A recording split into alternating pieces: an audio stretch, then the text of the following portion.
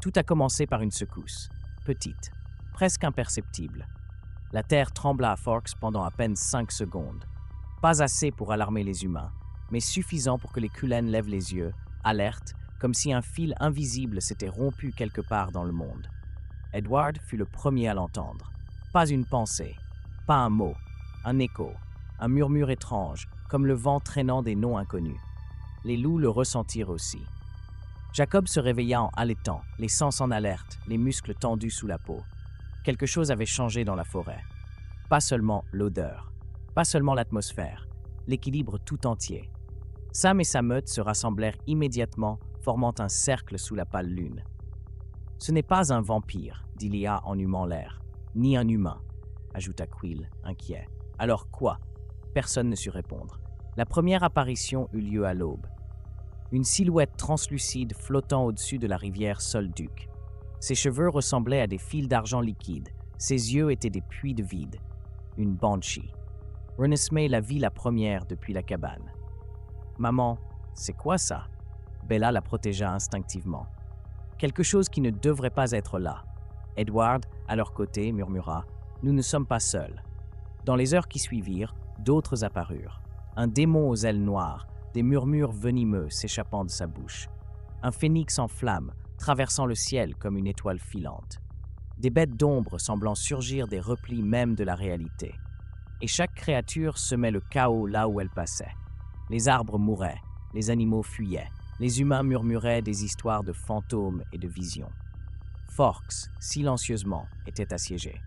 Carlyle rassembla la famille dans la maison principale. « Nous ne pouvons pas ignorer cela, » dit-il d'une voix grave. « Ce n'est pas une anomalie passagère, c'est une invasion. » « Une invasion de quoi ?» demanda Emmett, frappant le mur de frustration. « De tout ce que les légendes n'ont jamais su expliquer, » répondit Edward, sombre. Alice, debout à côté de Jasper, était pâle. « Je ne peux pas voir leurs mouvements. Ce sont comme des taches d'encre dans mes visions. C'était cela, le plus terrifiant. Il ne pouvait pas les prévoir. Seulement réagir. » Sam et Jacob franchirent la ligne du traité, sans crainte de sanction. « C'est aussi notre maison, » déclara Jacob. « Nous ne resterons pas les bras croisés pendant que Forks tombe. » Carlise acquiesça. « Alors, nous nous battrons ensemble. » La première nuit de défense fut brutale. Les Cullen, rapides et létaux, interceptaient les créatures les plus dangereuses avant qu'elles n'atteignent la ville. Les loups formaient un mur vivant autour du périmètre, grondant et déchirant. Renesmee, encore jeune mais courageuse, aidait depuis la cabane, maintenant la communication entre tous à travers des projections d'images. Même Charlie, sans connaître toute la vérité, organisa des patrouilles policières pour protéger les civils. Two Forks, humain et surnaturel, luttaient pour survivre. Mais la faille ne se refermait pas. Chaque créature détruite était remplacée par 2 autres. Et au cœur de la forêt, quelque chose de plus grand prenait forme. Une brèche ouverte, un œil ancien, une volonté. Un être qui ne voulait pas seulement conquérir Forks, il voulait refaçonner le monde à son image. Une nuit, alors que la famille Cullen se reposait brièvement dans la maison fortifiée, Edward prit la parole. « Nous ne pouvons plus seulement nous défendre. Il faut trouver l'origine et la refermer. » Bella serra sa main. « Comment fermer ce que nous ne comprenons pas ?» Edward la regarda, avec foi, avec amour, avec tout ce qui fait de nous des êtres réels et non des ombres. Les loups offrirent leur aide. « Nous irons avec vous, » dit Sam. « Jusqu'au bout, » confirma Jacob, ses yeux brillants comme des braises. Même des humains comme Charlie, bien qu'inconscients de tout, montraient un courage indéniable. Forks n'était pas juste une ville, c'était un foyer, et il fallait le défendre comme tel. Ainsi, la famille Cullen, les loups et quelques alliés inattendus s'aventurèrent au cœur de la forêt, là où la faille palpitait comme une blessure ouverte dans le ciel, avec un vent rempli de voix, avec une brume si épaisse qu'elle semblait vivante, avec la certitude que tout ne reviendrait pas, mais aussi avec l'espoir qu'ensemble ils pourraient changer le destin. Et alors qu'ils avançaient vers la faille, une silhouette les observait de loin, petite, enveloppée de lumière, une créature différente de toutes les autres. Pas un ennemi, une réponse, un espoir né de la faille elle-même, et peut-être la clé pour refermer le voile avant que tout ne soit perdu. La fissure dans la forêt battait comme un cœur de ténèbres. À chaque pas vers elle, l'air devenait plus lourd, le sol plus mou, comme s'il marchait sur un tissu malade. Edward, en tête, fermait parfois les yeux, écoutant les murmures de ce qui n'avait pas de forme. Bella marchait à ses côtés, son bouclier mental étendu au maximum, protégeant la famille des émanations sombres. Jacob et Sam, sous leur forme de loup, encadraient les extrémités, muscles tendus, crocs découverts.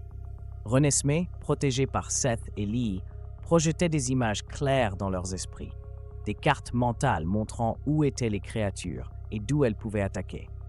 C'était comme une partie d'échecs en temps réel, sauf qu'une erreur signifiait la mort. La créature lumineuse les attendait dans la clairière. Elle ne parlait pas, elle ne marchait pas, elle flottait. Son corps était une fusion d'ailes transparentes et de feux dorés, et son regard, lorsqu'il se posa sur Renesmee, fut comme un murmure au fond de son âme. Je suis l'écho de tout ce qui fut scellé. Je suis né lorsque la fissure est née, et je peux la refermer, mais pas seul. Edward comprit immédiatement. Elle se nourrit de la volonté, des liens. Bella acquiesça, de tout ce qui nous unit. La fissure ouvrit sa bouche noire. De son intérieur surgirent des horreurs, des banshees aux ailes déchirées, des démons aux yeux de braise éteintes, des serpents de fumée et des phénix corrompus. L'armée finale, et Forks était le prix. La bataille fut sauvage. Les Cullen se mouvaient comme des ombres rapides, coupant, désintégrant, protégeant. Jasper dirigeait les charges avec une précision militaire. Emmett riait en écrasant des créatures 2 fois plus grandes que lui. Alice, bien qu'incapable de voir l'avenir clairement, guidait tous les autres avec son instinct infaillible, anticipant les attaques invisibles aux autres. Les loups étaient un tourbillon de dents et de griffes. Sam, Lee, Seth, Quill, Ambry, tous rugissaient d'un cœur ancestral plus ancien que toute créature issue de la fissure. Et au centre du chaos, Renesmee, petite, frêle en apparence, mais avec un nouveau pouvoir, la capacité de connecter. Elle ferma les yeux, élargit son esprit, et à travers elle, les Cullen, les loups, les humains de Forks se virent, se ressentirent, se rappelèrent pourquoi ils se battaient, pas pour un territoire, pas par fierté, pour leur foyer, pour leur famille, pour l'amour. La créature lumineuse vibra en ressentant cette connexion, puis lança une lance de lumière au cœur de la fissure. Le premier impact ne suffit pas. Les créatures rugirent plus fort. Certaines tentèrent d'atteindre Renesmee. Jacob bondit entre elles, recevant des cicatrices sur son dos. Bella étendit son bouclier pour couvrir toute la famille. Edward cria « Maintenant !» Et tous, Cullen et Lou, déversèrent leur force, leur amour, leur vie entière vers la fissure. Le second impact éclata comme un tonnerre.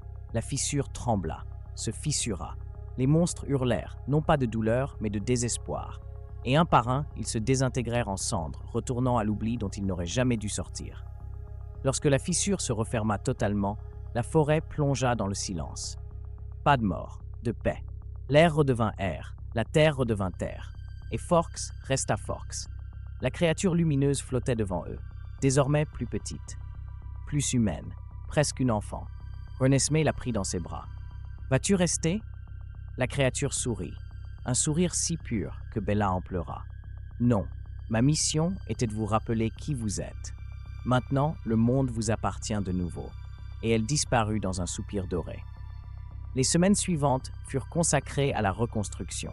Charlie ne demanda jamais exactement ce qui s'était passé, mais il regardait sa fille et sa petite-fille avec plus de tendresse, comme s'il savait qu'elles avaient sauvé quelque chose de bien plus grand que leur petite ville.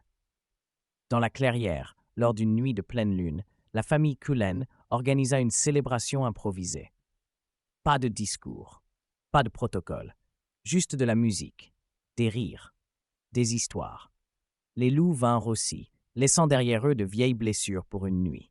Jacob dansa avec Renesmee sous les étoiles. Edward joua du piano pendant que Bella le regardait comme au premier jour.